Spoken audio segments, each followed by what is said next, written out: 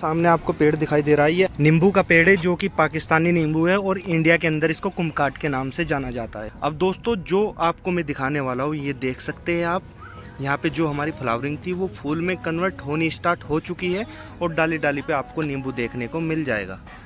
ये देख सकते हैं दोस्तों नींबू और फ्लावरिंग तो दोस्तों हर एक इस टाइम पे हो रही है। अगर मैं आपको पूरे पेड़ का व्यू दिखाऊं,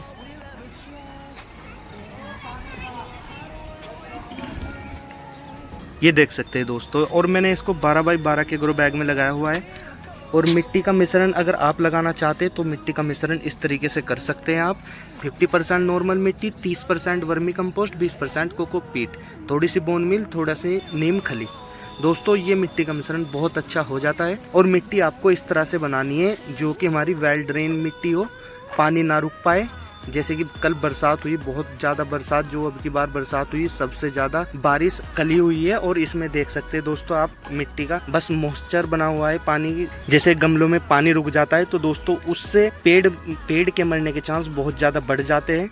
तो ये आपको इस तरह से फुलफुली टाइप की मिट्टी बनानी है और पानी आपके गमले में ना रुक पाए, इस तरह से मिट्टी बनाए। तो ये मैंने 12 बाई 12 का ग्रो बैग लिया है और अगले साल में इसको 15 बाई 15 या 18 बाई 18 का पोट देने वाला हूँ। और इसमें ज़्यादा दिन सरवाइव नहीं कर पाया क्योंकि जो इसकी रूट है वो बॉन्ड होनी स्टार्ट हो जाएगी। और मैं अब की बार इससे जो फ्रूटिंग है वो लूँगा और नेक्स्ट टाइम अब की बार हम इससे 18 बाई 18 से फ्रूटिंग लेनी स्टार्ट करेंगे। तो दोस्तों जो इससे पहले फ्लावरिंग आई थी वो सारी झड़ गई होगी गर्मी की वजह से, आपके भी साथ ऐसा ही हुआ होगा। तो अब जो थोड़े से पुराने हो चुके हैं उनके साथ तो ये 2-4 रुक भी गए होंगे उनके। तो बाकी जो बिगनर है उनका एक भी फ्रूट नहीं रुक पाया होगा। मेरे पास भी रुक गए थे 2-4, तो मैंने वो हटा दिए थे क्योंकि 4 मोटे और फिर जो बाद में फ्रूटिंग होती है वो बहुत बारीक दिखाई देती है। तो इसलिए से मैंने मेल मिलाने के लिए जो ताकि जो हमारा पेड़ है वो अच्छा लगे, एक साथ फ्रूटिंग आए, तो मैंने इसलिए से तोड़ दिए थे दोस्तों। लेकिन आपको वो जो फ्लावरिंग है आपको बिल्कुल घबराने वाली कोई बात नहीं है, आप घबराए ना। अब की बार जो फ्लावरिंग आई है तो इससे कोई दिक्कत नहीं है, ये आपको फ्रूटिंग में कन्वर्ट होती दिखाई दे रही होगी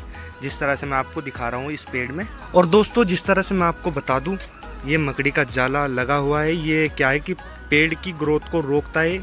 अब दिख गया होगा शायद आपको, मेरे यहाँ पे हाथ पे आपको दिखाई दे रहा होगा, ये मकड़ी का जाला है।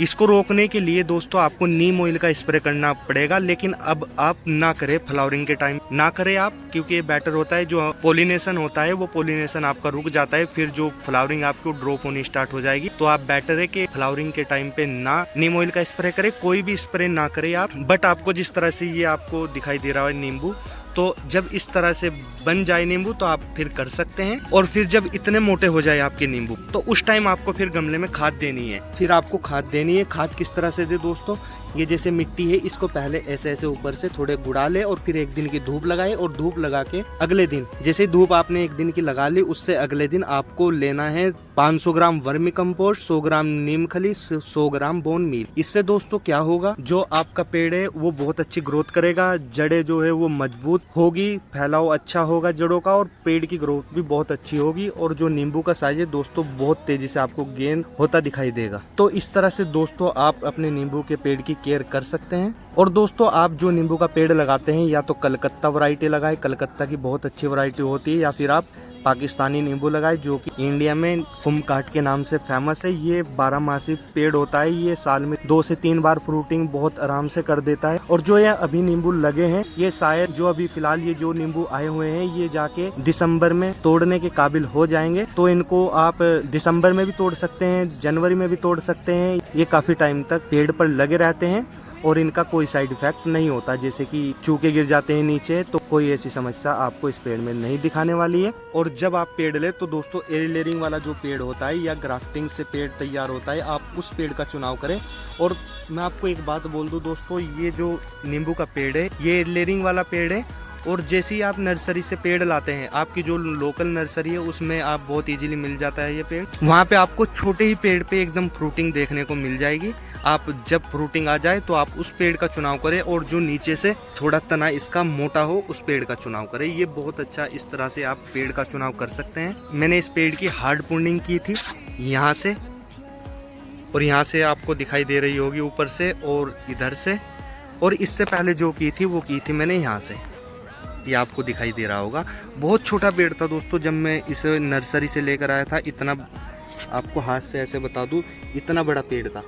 ये 12 इंच इसकी ऊंचाई है और 12 इंच इसकी चौड़ाई है। तो इस तरह से दोस्तों आप ग्रो बैग ले सकते हैं। ये इसकी लाइफ भी 3 से 4 साल तक ये ग्रो बैग चल जाता है। और प्राइस की बात करूँ तो दोस्तों में लगभग 35 से 40 रुपए के आसपास आपको मिल जाएगा। अगर आप 10 ग्रो बैग लेते हैं, आप इस ग्रो बैग को मीशो से मंगा सकते हैं। वहाँ पे आपको प्राइस देखने को मिल जाएगा, बहुत सस्ते रेट में मिल जाता है। गमले से क्या होता है दोस्तों, जो छत पर वेट होता है वो बहुत ज्यादा बढ़ जाता है गमले में। और उसके मुकाबले अगर गमले से हम कंपेयर करें 12 बाई 12 का ग्रो बैग, एक तो ये प्रॉपर 12 बाई 12 होता है और इसका जो वेट है वो भी काफी कम होता है। तो गमले के मुकाबले मुझे ये चीज अच्छी लगी। तो दोस्तों ये थी मेरी कुछ टिप्स जो कि मैंने अपने गार्डनिंग करके सीखी है। मेरा तो हम ऐसे ही पेड़ पौधे से जुड़ी टिप्स देते रहते हैं। जिस भाई ने हमारे चैनल को सब्सक्राइब नहीं किया वो सब्सक्राइब कर ले और बेल आइकन दबा दे, जिससे कि हमारे वीडियो की नोटिफिकेशन आपको सबसे पहले मिल जाए। और मिलते हैं अगली वीडियो में, तब तक के लिए हैप्पी गार्डनिंग।